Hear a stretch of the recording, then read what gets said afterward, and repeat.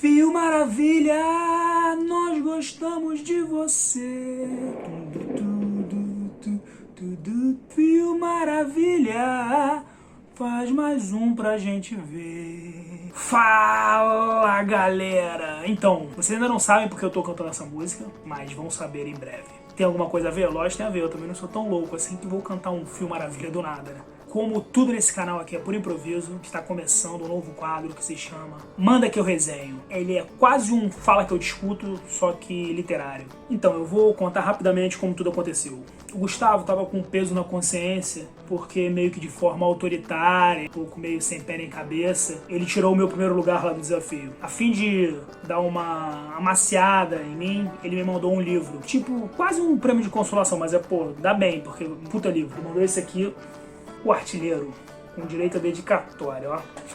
Chupa Nobel. E aí, assim, sem qualquer pretensão, ele criou esse quadro que é o Manda Que Eu Resenho. Mas, verdade que eu tô um pouco com o coração partido, ainda tô um pouco arredio, tô um pouco ferido, um vazio existencial muito grande aqui dentro do peito. Mas eu sou um cara profissional e não levei isso em consideração na hora de resenhar esse livro. Vocês lembram quando eu falei lá no outro vídeo do Gustavo que ele tem um lance meio de editor? Aqui nesse livro ele prova isso. Ele fez tudo. Ele fez a revisão, ele fez a edição, ele escreveu. É fantástico. E o trabalho é tão bom, o trabalho como um todo é tão bom que esse livro foi o finalista do Prêmio Sesc em 2009. E, cara, eu fico um pouco chateado com isso, porque até hoje, um livro desse, cara, que, tipo, finalista de inegável qualidade, não ter uma editora pra publicar, ficar privando os leitores de uma obra dessa, tipo, é uma parada meio estranha. Bom, sem mais delongas, vamos pro livro. O livro é o seguinte. De cara, eu preciso dizer o seguinte. É um livro com começo, meio e fim. Por que eu tô falando isso, cara? Porque ultimamente eu tenho lido os livros aí, cara, que, tipo, não tem começo, não tem meio, não tem fim. As paradas acontecem meio do cotidiano, ordinário. Conto, então, cara, eu tenho lido uns contos assim que é tipo, conto no banheiro, o cara escovando o dente, 7 páginas do cara escovando o dente, tipo, então parece uma obviedade que eu tô falando, mas não é. E, cara, eu li o Impostor, do Felix Crew, né, do último livro do Thomas Mann, e só quando eu cheguei no fim eu descobri que o livro termina no meio, e o Thomas Mann não completou, ele morreu e não conseguiu fazer o resto do livro, e era um livro de formação, termina ali, tipo, no finzinho da juventude, não, ele ali um adultinho, termina o livro, eu fiquei absolutamente frustrado, porque eu agora não sei, enfim, eu devia ter lido antes, mas não li. Outra coisa que eu preciso destacar desse livro, ele é um livro honesto, ele não tem nada de pretensioso, sabe? Ele vence você pela sutileza e pela sensibilidade com que ele cria essa história. Quando eu falo não é pretensioso, não é nenhum demérito, não, ao contrário, porque pô, hoje em dia tem uns livros que acham que vão ser o novo romance do século tal. Eu li outro dia um do Aldous Huxley,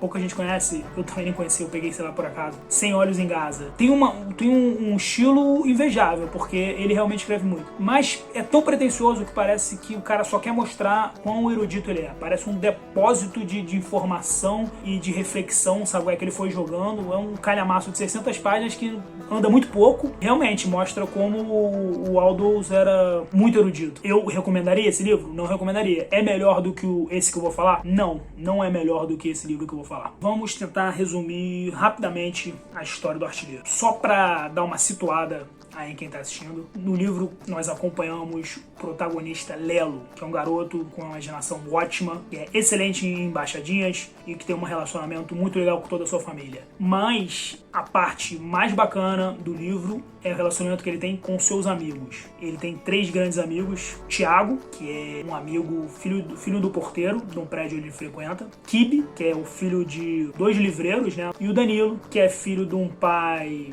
viúvo que casou de novo e que trata mal essa criança, assim. Aliás, cara, isso é uma coisa que eu não entendo. Isso me dá raiva nesse pai, porque ele existe. Ele mete a porrada no garoto o tempo inteiro. E cara...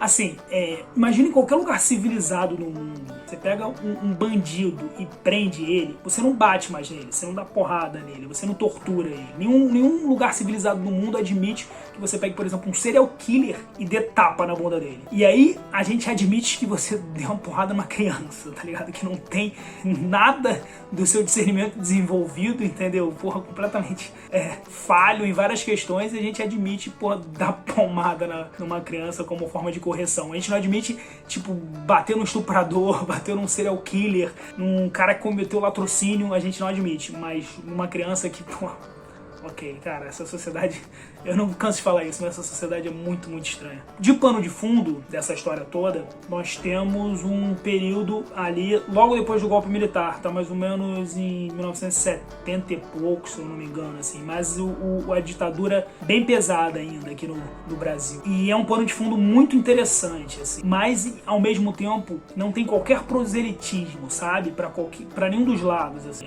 É uma história muito, muito honesta nesse sentido, sabe? Não toma partido de nada. Talvez para cada leitor você vai sentir que ele tomou partido dependendo da sua escolha aí. Sei lá, hoje em dia tem gente que acha que não teve ditadura, acha que tortura ok, que o Ustra é herói, enfim. E uma coisa que, tipo, é muito importante destacar, cara, que ele é escrito em primeira pessoa, na voz desse personagem Lelo. E não é fácil escrever com uma criança. Todo escritor foi criança.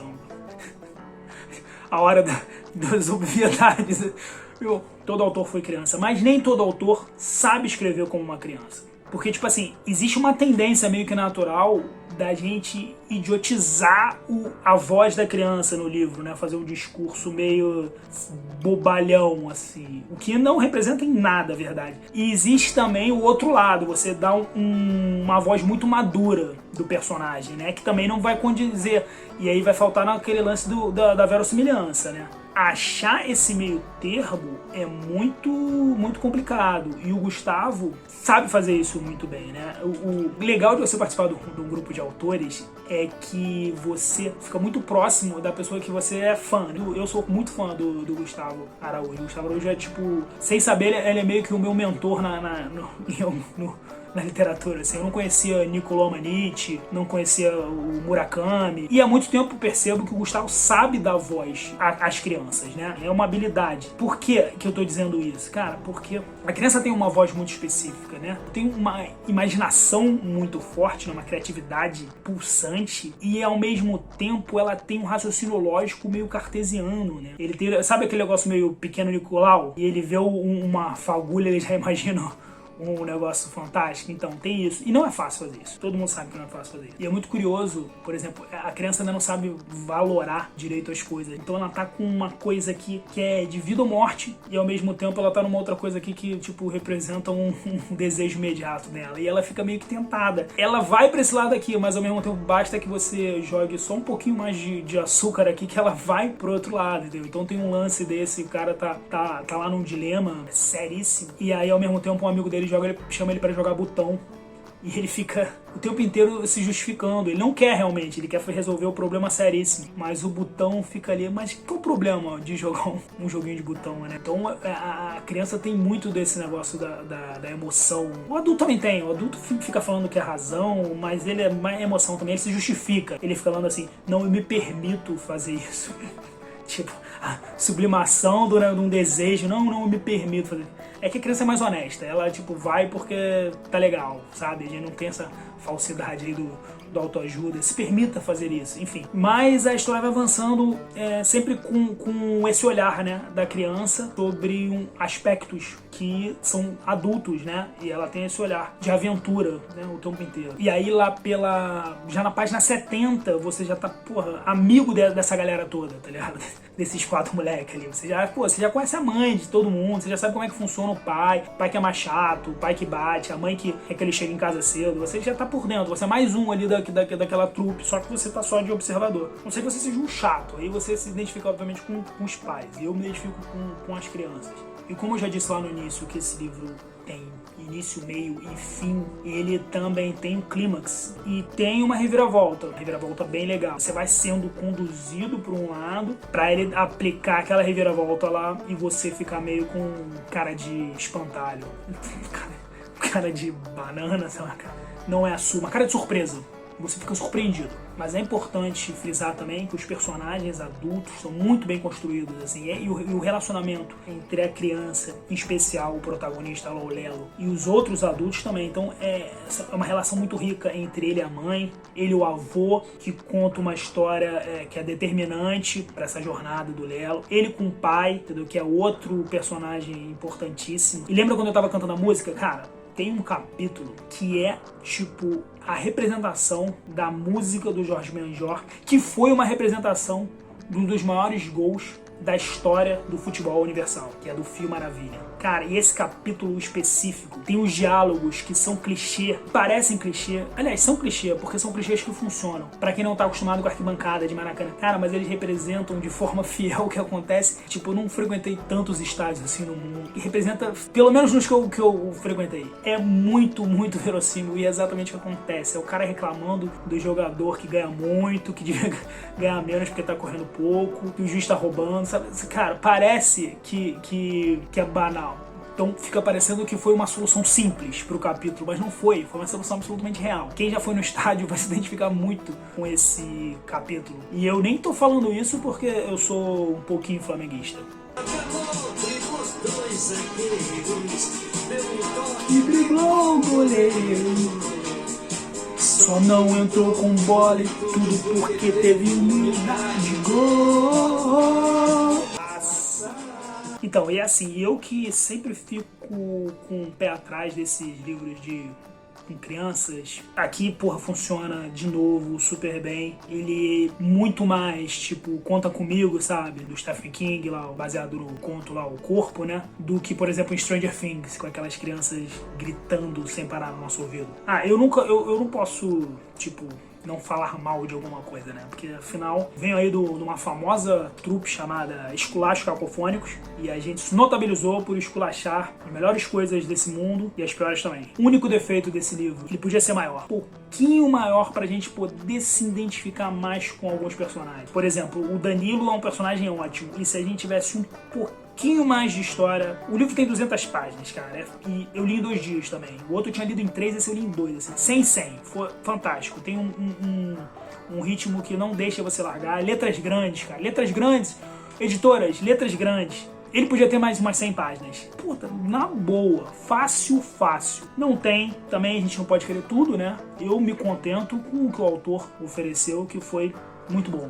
Foi ótimo. Na minha opinião, o artilheiro me tocou mais do que o Pretérito Perfeito. Não sei dizer ao certo porque talvez seja toda essa atmosfera e essa aura do futebol, o Rio de Janeiro, né? Pô, o Rio de Janeiro é o Rio de Janeiro, né?